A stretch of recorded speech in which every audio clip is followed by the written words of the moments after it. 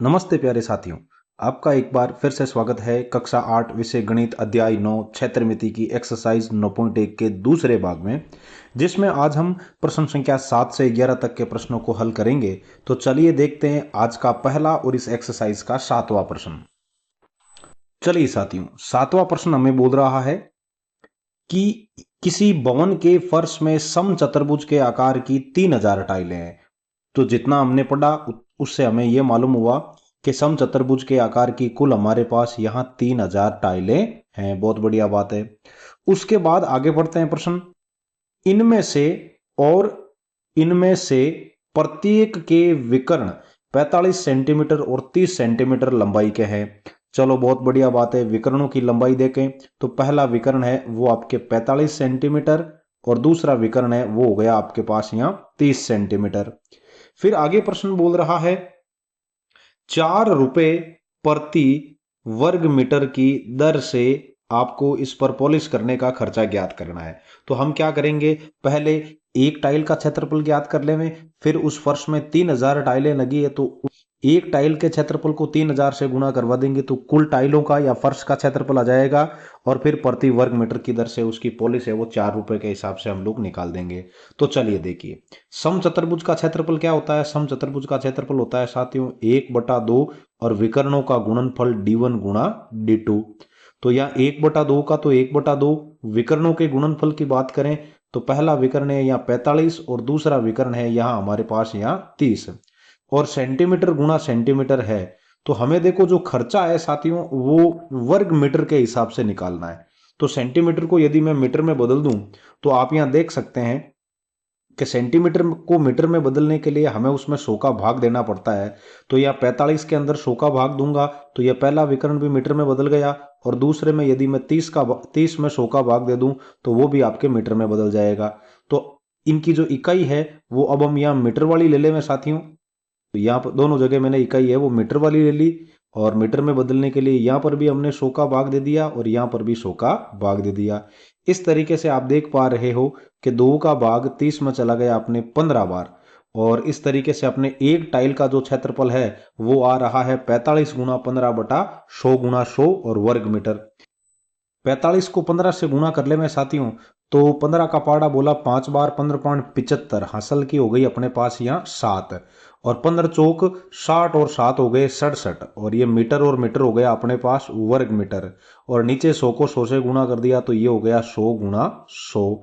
चलिए अब हमें ऐसी ही 3000 टाइलों का क्षेत्रफल ज्ञात करना है। तो ये तो आपका 3000 और एक टाइल का जो क्षेत्रफल हमने निकाला है वो है अपना 675/100 गुणा 100 साथियों और पीछे है वर्ग मीटर। तो 1 2 3 और ये 3000 के तीनों ही जीरो हो गए अपने फ्री। अब आप क्या करेंगे, जब 675 को 3 से गुणा करेंगे तो 3 का पाड़ा बोलेंगे 5 बार 5 दिए 15 और असल की हो जाएगी आपके पास 1। फिर 3 का पाड़ा बोलेंगे 7 बार 3 7 21 और एक असल वाली हो जाएगी 22 22 के 2 असल की फिर हो गई 2 आपके। और फिर 6 3 18 और 2 हो गए 20 और मीटर वर्ग मीटर और भाग में क्या चल रहा है अपने पास 10। तो कहने का मतलब आगे अपने जो क्वेश्चन का प्रोसेस क्या हो जाएगा कि एक वर्ग मीटर में आपके पॉलिश करवाने का जो खर्चा है वो 4 रुपए है। तो अपने पास अब पूरा क्षेत्रफल हो गया है 2025 मतलब 2025/10 वर्ग मीटर में आपके पॉलिश करवाने का खर्च कितना हो जाएगा उसको हम लोग एक वर्ग मीटर वाले से गुणा करवा देते हैं। तो ये 2025/10 और गुणा है अपने पास 4 और रुपए। अब जब आप 2025 को 4 से गुणा करोगे तो ये हो गए 5 चौक 20 हसल की 2 4 दूनी 8 8 और 2 असल वाली फिर से 10 हसल की 1 4 को 0 से गुणा करोगे 0 और 1 असल वाली 1 और 4 दूनी 8 और इसमें भाग दे देना है हमें 10 का साथियों। तो 1 0 से 1 0 कट जाएगा और इस तरीके से अपने यहाँ 800 और 10 रुपए है वो उस पूरे आंगन के अंदर पॉलिश करवाने का खर्चा आ जाएगा। उम्मीद है ये प्रश्न आपको समझ में आया है। चलिए देखते हैं अगला प्रश्न। चलिए साथियों, 8वां प्रश्न बोल रहा है मोहन एक समलंब के आकार का खेत खरीदना चाहता है। बहुत बढ़िया बात है। इस खेत के नदी के साथ वाली भुजा मतलब ये वाली भुजा, इधर नदी है तो नदी के साथ वाली भुजा है वो सड़क के साथ वाली भुजा के समांतर है। तो ये दोनों भुजाएं, ये सड़क के साथ वाली भुजा, ये नदी के साथ वाली भुजा समांतर हो गई और लंबाई में दुगुनी है। कौन सी भुजा? कि नदी के साथ वाली भुजा है वो सड़क के साथ वाली भुजा के समांतर है, परंतु लंबाई के अंदर इसकी दुगुनी है। तो दोनों में से जो छोटी भुजा है सड़क के साथ वाली है तो ये x हो गई, और इसकी दुगुनी है वो नदी के साथ वाली भुजा है वो आपके पास 2x हो जाएगी। तो यहां आप मान लेंगे जो छोटी भुजा है उसको, कि माना कि आपके सड़क के साथ वाली भुजा है वो x है, तो नदी के साथ वाली भुजा क्या हो जाएगी? वो हो जाएगी आपके 2 गुना सड़क के साथ वाली भुजा, तो 2 को कर देंगे x से गुना तो 2x आ जाएगा। अब खेत का जो क्षेत्रफल है, आगे देखो हमें क्या दिया हुआ है कि यदि खेत का क्षेत्रफल 10,500 वर्ग मीटर है, तो बहुत बढ़िया बात है, ये हो गया 10,500 और वर्ग मीटर। फिर आगे प्रश्न बोल रहा है कि दो समांतर रेखाओं के बीच की जो लंबवत दूरी है वो आपके पास 100 मीटर है। तो जो लंबवत दूरी है नदी व सड़क के बीच की वो मैं 100 मीटर लिख देता हूं। और खेत समलंब के आकार का है, तो समलंब के आकार का खेत के क्षेत्रफल का सूत्र हो जाएगा 1/2 समांतर भुजाओं का योग। समांतर भुजाओं का योग। अब इंटू इनके बीच की लंबवत दूरी लिखो या सीधा ऊंचाई लिखो, एक ही बात है, और वो आगे जाकर के आपके 10,500 वर्ग मीटर होना चाहिए। तो चलो 1/2 का तो 1/2, समांतर भुजाओं को जोड़ें तो सड़क के साथ वाली तो है आपके पास x और नदी के साथ वाली हो गई 2x, और दोनों के बीच की जो दूरी है वो हो गई 100 मीटर साथियों, और इक्वल्स टू यहाँ है अपने पास 10,500 और मीटर की घात 2 या वर्ग मीटर। 2 का भाग 100 में चला गया 50 बार, ये 1x और 2x जुड़ के हो जाएंगे 3x, और 3x के गुणा में जो 50 है उसको जब दूसरी तरफ हम पक्षांतरण करेंगे तो वो भाग में चला जाएगा। तो यहाँ आपके अब मीटर से मीटर की 2 घात कट गई, 1 मीटर बच गया। 10 का भाग इसमें 5 बार, 10 का भाग इसमें 1050 बार, मतलब 1 जीरो से 1 जीरो कट गया। 5 का भाग देंगे 10 में चला जाएगा 2 बार, 5 दूनी 10, और 5 का भाग 5 में चला जाएगा 1 बार, और पीछे 0 का 0। तो कहने का मतलब हमारे पास यहाँ 3x बराबर 210 है, तो x बराबर हो जाएगा 210 के अंदर आप 3 का भाग देंगे तो 7 तिरी 21 और पीछे वाला 0, 7 और 0 70 हो गए। लेकिन हमें नदी के साथ वाली भुजा लानी है, तो नदी के साथ वाली भुजा, नदी के साथ वाली जो भुजा है वो अपने साथियों यहाँ 2x है, तो 2x है तो 2 को आप गुणा करेंगे 70 और मात्रक इसका मीटर है, तो इस तरीके से इसको चलिए मैं यहाँ ऊपर लिख देता हूँ, ये हो जाएगा 140 मीटर। तो उम्मीद है आपको ये समझ में आया होगा। चलिए देखते हैं अगला प्रश्न। 9वां प्रश्न हमें बोल रहा है एक ऊपर उठे चबूतरे का ऊपरी पृष्ठ अष्टभुज के आकार का है। इस प्रकार का यह अष्टभुजाकार है जैसा कि आकृति में दिखाया गया है, तो हमें अष्टभुज का क्षेत्रफल ज्ञात करना है। साथियों इसकी आठों भुजाएं बराबर है, तो प्रत्येक भुजा की लंबाई है 5-5 मीटर है, ये भी 5 मीटर है, ये भी 5 मीटर है, ये 5 मीटर दी हुई है ही, और सम अष्टभुज है तो इसकी सभी भुजाएं आपके 5-5 मीटर की हो गई। चलिए यहां तक अपनी स्थिति क्लियर है। फिर मैं क्या करूं, इस भुजा के समांतर नीचे एक भुजा खींचूं तो इस तरीके से। अब आप देखते हैं कि ये जो लंबवत दूरी है वो 4 मीटर है, तो यहां से इसके ऊपर लंब डालोगे वो दूरी भी आपके पास 4 मीटर ही होगी। ये 11 मीटर है तो ये भी 11 मीटर ही होगा, क्योंकि ये बीच वाला जो हिस्सा है अब आपके ये मुझे आयत के जैसा नजर आ रहा है। तो इसमें कुल 3 आकृतियां हो गई, 1, 2 और 3। तो यहां आपको लिखना है चबूतरे का क्षेत्रफल। तो चबूतरे का जो क्षेत्रफल है वो आपके आकृति 1 का क्षेत्रफल ये वाली समलंब के जैसी है, आकृति 2 आयत के जैसी, और आकृति 3 वापस समलंब के जैसी आकृति है। इन तीनों के क्षेत्रफल को जोड़ देंगे। आप ऐसा देख पा रहे हैं कि आकृति 1 और 3 का क्षेत्रफल सेम ही है, तो कोई बात नहीं, हम अलग अलग भी निकाल लेंगे, ऐसी कोई बड़ी बात नहीं है। तो यहाँ पहला जो आकृति है ये वाली, ये समलंब के आकार की है। ये किस किस आकार की है? समलंब के आकार की। समलंब भी आपके कुछ इस तरीके से है, यूं। अब उसमें आप देख पा रहे हैं कि ये भुजा है वो 11 मीटर है, और ये वाली भुजा है वो आपके पास असमअष्टभुज की भुजा है वो 5 मीटर है। तो ये समांतर हो गई, और इनके बीच की जो लंबवत दूरी है वो हमें 4 मीटर दी हुई है। तो समलंब का क्षेत्रफल होता है 1/2 समांतर भुजाओं का योग, जिसमें मैं यहाँ a प्लस बी कर दूं, ये a है ये अपनी b है, और इनके बीच की दूरी हो जाएगी h, और फिर प्लस आयत का क्षेत्रफल है वो लंबाई गुणा चौड़ाई होता है, फिर प्लस 1/2 तीसरी आकृति है वो फिर से समलंब है, तो समांतर भुजाओं का योग इंटू उनके बीच की दूरी। तो 1/2 का तो 1/2, और समांतर भुजाएं हमारे पास यहाँ पहली भुजा है वो 11 मीटर है ये वाली, और दूसरी हो गई 5 मीटर, ये 11 मीटर और ये 5 मीटर। तो 11 प्लस 5, और इनके बीच की जो लंबवत दूरी है वो 4-4 मीटर है, तो यह मैंने कर दिया 4 और मीटर वर्ग मीटर। फिर आयत के क्षेत्रफल में लंबाई 11 मीटर और चौड़ाई हो गई अपनी ये 5 मीटर, तो 11 गुणा 5 मीटर और मीटर वर्ग मीटर। फिर प्लस 1/2, सेम वही चीज, समांतर भुजाएं 11 प्लस 5 और उनके बीच की लंबवत दूरी हो गई 4 मीटर और मीटर वर्ग मीटर। 2 का भाग चला गया 4 में 2 बार, यहाँ पर भी 2 का भाग 4 में चला गया 2 बार, तो ये 11 और 5 हो गए 16, तो 16 गुणा 2 और वर्ग मीटर, ये हो गए 11/55 वर्ग मीटर। और फिर से प्लस यहाँ हो जाएगा 11 और 5 16 गुणा 2 और मीटर वर्ग मीटर, तो ये हो गए 16 दूना 32, फिर प्लस ये हो गए 55 और ये हो गए 16 दूना 32, और इस पूरे में से मीटर स्क्वायर ले लिया हमने बार। तो इन सबको जोड़ें तो 32 और 32 64, 64 के अंदर 5 जोड़ोगे तो 69, और 69 के अंदर जब 50 जोड़ोगे तो वो हो जाएंगे अपने 119 साथियों। उम्मीद है आपको ये समझ में आ रहा है। चलिए देखते हैं अगला प्रश्न। अगला प्रश्न बहुत ही धाकड़ है, जिसमें हमें ऐसा बोल रहा है कि एक पंचभुज के आकार का बगीचा है, बहुत बढ़िया है, जैसा कि आकृति में दर्शाया गया है। इसका क्षेत्रफल ज्ञात करने के लिए ज्योति और कविता ने दो विभिन्न तरीकों से विभाजित किया। ये तरीका है वो ज्योति का है, और ये वाला तरीका है वो आपके कविता का है। तो हमें इसमें दिया हुआ क्या क्या है, डायमेंशंस क्या क्या दी हुई है, कि जो ये आपके बगीचा है, ये इधर 15 मीटर लंबा है, यहां से यहां तक भी 15 मीटर है, और इस पूरे की लंबाई ये 30 है। तो मैं यदि इसको इससे मिला दूं, जैसा कि इसमें मिलाया हुआ है, तो ये आपके वर्ग बन गया साथियों। कविता के लिए जो पहली आकृति है ये तो वर्गाकार हो गई, 15 मीटर लंबी और 15 मीटर चौड़ी। ऊपर अपने पास ये त्रिभुज है, इस त्रिभुज के अंदर ये जो पंचभुज के आकार का है, जिसका आधार अपने पास 15 मीटर है और ऊंचाई लानी है, तो ऊंचाई के लिए हम ऐसा कर सकते हैं कि ये पूरी जो थी वो 30 मीटर थी, जिसमें से ये आधी यहां से यहां तक 15 मीटर है वो घट जाएगी, तो इसकी जो ऊंचाई है पीछे वो बच जाएगी आपके पास 15 मीटर। चलिए अब इन दोनों को क्या करना है, हमें अलग अलग तरीके से हल करना है। तो पहले ज्योतिबाई का तरीका देख लेंगे और फिर कविताबाई का तरीका देख लेंगे। तो ज्योति का तरीका, ये किसका तरीका है, ज्योतिबाई का, ज्योति का तरीका। तो ज्योति ने इसको क्या किया साथियों, इसको डॉट डॉट डॉट करके और दो समलंब में विभाजित कर दिया। पहला समलंब ये हो गया और दूसरा समलंब ये हो गया। तो चलिए किस प्रकार से हल होगा देखते हैं। तो इसमें ज्योतिबाई के तरीके में जैसे ही हम इसको समलंब के अंदर तोड़ेंगे, तो आप देख पा रहे हो ये आकृति 1 हो गई, ये हो गई आकृति 2।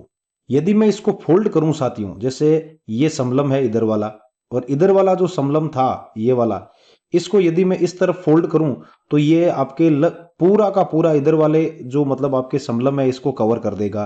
तो मतलब ये जो आकृति है वो दोनों तरफ से सममित है साथियों। तो कहने का मतलब ये भुजा और ये भुजा बराबर है, ये भुजा दोनों में उभयनिष्ठ है, ये दोनों बराबर दी हुई है, तो ये दोनों ऊंचाइयां हैं वो भी आपके बराबर होगी। तो ये पूरी 15 है, तो इनके बीच की जो लंबवत दूरी है वो आपके 15/2 मीटर हो जाएगी। और जब आप समांतर भुजाएं देखें, तो ये भुजा है ये 15 मीटर है पहली समांतर, और दूसरी समांतर भुजा देखें ये वाली, तो इसकी पूरी जो लंबाई है वो हमें 30 मीटर दी हुई है। तो समलंब का जो क्षेत्रफल है वो सीधा यही होता है 1/2 समांतर भुजाओं का योग इंटू उनके बीच की दूरी या ऊंचाई। और दूसरे में भी ये सेम ऐसा कैसा ही है, क्योंकि दोनों में समांतर भुजाएं भी बराबर है और ऊंचाइयां भी बराबर है। तो 1/2 का तो 1/2, और समांतर भुजाएं हैं वो हो गई हमारे पास 15 मीटर, और प्लस दूसरी भुजा हो गई 30 मीटर, और ऊंचाई जो है वो हो गई 15/2 मीटर, और मीटर हो गया वर्ग मीटर साथियों। फिर प्लस 1/2, और ये भी आपके पास 15 प्लस हो जाएगा 30, और ऊंचाई 15/2 और मीटर वर्ग मीटर। आप ऐसा देख पा रहे हैं कि ये अपने पास 30 और 15 हो गए 45, 45 गुणा 15 और बटे नीचे 2 दूनी 4 और वर्ग मीटर है। फिर प्लस ये भी 45 गुणा 15 और बटे 4 मीटर और मीटर वर्ग मीटर है। अब दोनों का हर बराबर है तो अंश सीधा ही जुड़ जाएगा, और ये आपके 45 गुणा 15 और 45 गुणा 15 ये डबल भी हो जाएंगे क्योंकि सेम एक जैसा है। तो इसको मैं ऐसा लिख सकता हूं 2 गुणा 45 गुणा 15 मीटर और मीटर वर्ग मीटर बटे हो गए नीचे 2 दूनी 4, 2 का भाग 4 में चला जाएगा 2 बार। अब इनको गुणा करवा दे मैं पहले, तो 15 पाँच हो गया 75, हासिल की 7, फिर 15 चौक 60 और 7 हो गए 67 और बटा 2 मीटर और मीटर वर्ग मीटर, मतलब 675 बटे 2 वर्ग मीटर आया है। अब 2 का जब भाग देंगे तो 2 का भाग 6 में चला जाएगा 3 बार, 2 का भाग 7 में चला जाएगा 3 बार, 7 में से 6 चला गया, पीछे बचा 1, 1 और 5 15, तो 7 दूनी 14। अब 15 में से 14 चला गया, पीछे बचा 1, और अब आगे कोई संख्या है नहीं तो दशमलव लगा देंगे, 1 और 0 10 हो जाएगा, और 10 में 2 का भाग 5 बार चला जाएगा। मतलब इस पूरे पंचभुज का जो क्षेत्रफल है वो 337 आपके 5 वर्ग मीटर आया है। अब चलिए दूसरी बाई जी है, ज्योति बाई जी का तो हमने देख लिया तरीका, अब कविता बाई जी का तरीका भी देख लें। तो कविता बाई जी का जो तरीका है वो कुछ इस तरीके से है। आपने कविता बाई जी ने क्या किया है साथियों, इसको एक वर्ग में तोड़ा है, जिसकी इधर वाली लंबाई भी 15 मीटर है और ये भी 15 है, चारों भुजाएं 15 15 ही है। और इस त्रिभुज का क्षेत्रफल जब हम निकालेंगे तो उसके लिए हमें क्या करना है, इसकी ऊंचाई लानी है। तो ऊंचाई में आप जानते हो यहां से यहां तक ये पूरा 30 है, जिसमें से ये वाला हिस्सा 15 है, तो ये पीछे अपने पास ऑटोमेटिक 15 बची गई, और आधार भी इसका जो 15 ही है। तो जो इसका मतलब पंचभुज का जो क्षेत्रफल है, त्रिभुज का क्षेत्रफल,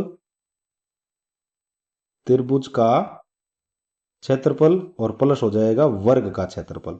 तो त्रिभुज के क्षेत्रफल की बात करें तो वो होता है अपने पास 1/2 और आधार गुणा ऊंचाई, आधार गुणा ऊंचाई, और वर्ग का जो क्षेत्रफल है वो होता है अपना भुजा गुणा भुजा। तो यहाँ अपने 1/2 का तो 1/2, आधार इस त्रिभुज का है वो 15 है और ऊंचाई भी 15 है, तो ये हो गया 15 गुणा 15। और फिर प्लस वर्ग की बात करें तो इसकी तो दोनों ही भुजा 15 15 है, तो ये 15 गुणा 15 बटा 2 वर्ग मीटर, और ये वर्ग का क्षेत्रफल हो गया 15 गुणा 15 और वर्ग मीटर। अब देखिए 15 को 15 से गुणा करेंगे 225 बटे 2 और वर्ग मीटर, और ये भी अपने पास 15 गुणा 15 225 वर्ग मीटर। आगे वाले 225 में जब 2 का भाग देंगे तो 2 में 2 का भाग 1 बार, फिर से 2 में 2 का भाग चला जाएगा 1 बार, 2 का भाग 5 में जाएगा 2 बार, 2 दूनी 4, 5 में से 4 चला गया, पीछे बचा 1, एक अब शेषफल है तो दशमलव लगा देंगे तो हो जाएगा 10, 10 में 2 का भाग चला जाएगा आपके 5 बार। जैसे ही आप 225 में 112.5 जोड़ेंगे तो 225 और 12 हो गए 237, प्लस 100 हो गए 337, और 5 337.5। ये ज्योतिबाई जी और कविताबाई जी दोनों का तरीका अलग अलग है, परंतु क्षेत्रफल है वो दोनों का एकदम इक्वल है। तो उम्मीद है दोनों का तरीका ही आपको समझ में आया होगा। चलिए देखते हैं आज के इस सेशन का और इस एक्सरसाइज का आखिरी प्रश्न, जिसमें हमें ऐसा बोल रहा है कि संलग्न पिक्चर फ्रेम के एक आरेख की बाहरी और आंतरिक विमाएं हैं, अंदर वाली विमाएं हैं, वो बाहर वाली विमा है वो 24 सेंटीमीटर लंबा और 28 सेंटीमीटर चौड़ा है आपके, और अंदर वाला है वो 16 सेंटीमीटर तो लंबा और 20 सेंटीमीटर चौड़ा है। तो आपको यदि इसके प्रत्येक खंड की चौड़ाई समान है, मतलब चौड़ाई का मतलब प्रत्येक खंड की जो लंबवत दूरी ये वाली, इधर से देखें तो ये वाली, इधर से देखें तो ये वाली, और इस तरफ से देखें तो ये वाली, और इस तरफ से देखें तो ये वाली, ये दूरियां सब जगह बराबर है, लंबवत दूरियां सब जगह बराबर चौड़ा है। तो आपको क्या करना है, प्रत्येक खंड का क्षेत्रफल ज्ञात करना है। तो प्रत्येक खंड का क्षेत्रफल देखें तो इसके आपके कुल 4 खंड हैं। ये हो गया आपके, ये आपके पहला खंड हो गया भाग 1, ये इसका भाग 2, ये भाग 3 और ये भाग 4, और ये चारों ही समलंब है साथियों। समलंब क्यों है, क्योंकि ये भुजा इस भुजा के समांतर, ये वाली भुजा इस वाली भुजा के समांतर, और इनके बीच की जो दूरियां बराबर है, प्रत्येक खंड समान चौड़ाई का है। मान लेते हैं कि प्रत्येक खंड की जो चौड़ाई है, प्रत्येक खंड की जो आपकी चौड़ाई है, जिसको हम लोग ऊंचाई या लंबवत दूरी से भी बोलते हैं, वो x है साथियों। तो x है, तो आप देख पा रहे हैं कि यहां भी आपके पास ये भी x है इस तरफ, और इस तरफ भी x है, और ये जो पूरी है वो अपने 28 मीटर है। या यूं देख लीजिए, ये x है और ये बीच वाली 16 हो गई, और ये x है, तो बाहर से देखें तो ये पूरी 24 है। तो किसी भी एक भुजा को पकड़ लो, चलो हम इस खड़ी वाली भुजा को ही देख लेते हैं। ये वाला भाग कितना है अपने पास x, बीच में कितना है यहां से यहां तक, ये हो गया 20, क्योंकि ये देखो 20 दिया हुआ है, तो यहां मैंने लिख दिया 20 सेंटीमीटर, और फिर प्लस नीचे वाला फिर से देखिए ये x चौड़ा है, तो ये हो गया x, और इक्वल्स टू पूरा जो भाग है ये 28 सेंटीमीटर है। तो x और x हो गए अपने पास 2x, और प्लस 20 सेंटीमीटर, और इक्वल्स टू अपने पास है 28 सेंटीमीटर। तो कहने का मतलब 2x बराबर ये जो 20 उधर जाके 28 में से घट जाएगा 8 सेंटीमीटर हो जाएगा। और 8 में जब 2 का भाग देंगे तो प्रत्येक खंड है वो अपने यहाँ 4-4 सेंटीमीटर चौड़ा है। तो प्रत्येक खंड की जो चौड़ाई है वो अपने यहाँ 4 सेंटीमीटर हो गई साथियों। या लिख देते हैं हम लोग 4 सेंटीमीटर। अब हम ऐसा करते हैं प्रत्येक खंड का क्षेत्रफल ज्ञात करें। तो प्रत्येक खंड का क्षेत्रफल ज्ञात करने के लिए जो खंड एक है इसकी इसकी बात करते हैं, भाग एक का क्षेत्रफल। तो भाग एक का क्षेत्रफल, भाग एक जो है वो अपने समलंब के जैसा है। तो 1/2 हम कर देंगे समांतर भुजाओं का योग इंटू उनके बीच की लंबवत दूरी। तो जैसा कि आप देख पा रहे हो यहाँ भाग एक में ये वाला भाग एक है जिसकी जो यह समांतर भुजाओं में छोटी वाली भुजा 16 है और बड़ी वाली भुजा है वो अपने यहाँ 24 है साथियों। तो जैसे इनको जोड़ेंगे तो ये हो गई 16 प्लस 24 और इनके बीच की लंबवत दूरी अभी हमने निकाली x 4 है और सेमी हो गया वर्ग सेमी। तो 2 का भाग 4 में चला गया 2 बार और इस तरीके से अपने ये 16 और 24 जुड़ के 40 हो गए और 40 को 2 वर्ग सेमी से गुणा करोगे तो पहले भाग का जो क्षेत्रफल है वो अपने हो गया 80 वर्ग सेमी। चलिए अब चर्चा करें हम दूसरे भाग की। तो यहां मैं लिख देता हूं भाग 2 का क्षेत्रफल। भाग 2 भी आपके समलंब के जैसा ही है। तो 1/2 इसमें भी समांतर भुजाओं का योग a प्लस बी इंटू उनके बीच की दूरी h। अब भाग 2 को देखें, ये वाला भाग, इस वाले भाग की यदि हम चर्चा करें तो इसकी समांतर भुजाओं में छोटी वाली भुजा 20 और बड़ी वाली भुजा 28 है साथियों। तो यहां आप लिख देंगे 1/2 20 प्लस 28 और उनके बीच की जो लंबवत दूरी है वो x बराबर सब जगह 4 ही आई है। सेमी और सेमी वर्ग सेमी हो जाएगी। 2 का भाग 4 में चला गया 2 बार। 28 और 20 जुड़ के हो गए साथियों 48। 48 को 2 वर्ग सेमी से गुणा करोगे तो 48 दूनी हो जाएंगे 96 और सेमी वर्ग सेमी। अब यदि आप जब तीसरे भाग को देखो बिल्कुल आपके भाग एक के जैसा ही है। क्यों? क्योंकि आप देख लीजिए ये वाला पहला भाग था और ये वाला हो गया अपने नीचे वाला ये तीसरा भाग हो गया इसका। तो इसकी भी लंबाई छोटी वाली 16 समांतर है और बड़ी वाली समांतर है वो 24 है और बीच की दूरी 4 है। तो क्षेत्रफल ये का ये 80 आ जाएगा। कैसे? 1/2 समांतर भुजाएं हो गई 16 प्लस 24 और बीच की दूरी हो गई 4 सेमी और सेमी वर्ग सेमी। 2 का भाग 4 में 2 बार चला गया। 16 और 24 जुड़ के 40 और 40 दूनी हो जाएगा अपने यहाँ 80 वर्ग सेमी। और चौथा जो भाग है वो आपके ठीक भाग दूसरे के समान है। भाग 4 का जो क्षेत्रफल है वो आपके सेम दूसरे के जैसा है। क्यों? क्योंकि आप इस भाग को देखिए ध्यान से। लंबी वाली भुजा समांतर 28 है, छोटी वाली भुजा समांतर आपके पास 20 है और बीच की जो चौड़ाई है या लंबवत दूरी है वो 4 है। तो ये हो गया 1/2 20 प्लस 28 गुणा 4 सेमी और सेमी वर्ग सेमी। तो 2 का भाग 4 में 2 बार चला गया। 20 और 28 साथियों 48। 48 को 2 से गुणा करोगे तो 96 वर्ग सेमी। तो उम्मीद है आपको ये सेशन समझ में आया होगा, ये क्वेश्चन भी समझ में आया होगा। चलिए फिर मिलते हैं अगले सेशन में एक्सरसाइज 9.2 के साथ। तब तक के लिए जय हिंद, राम राम साथियों।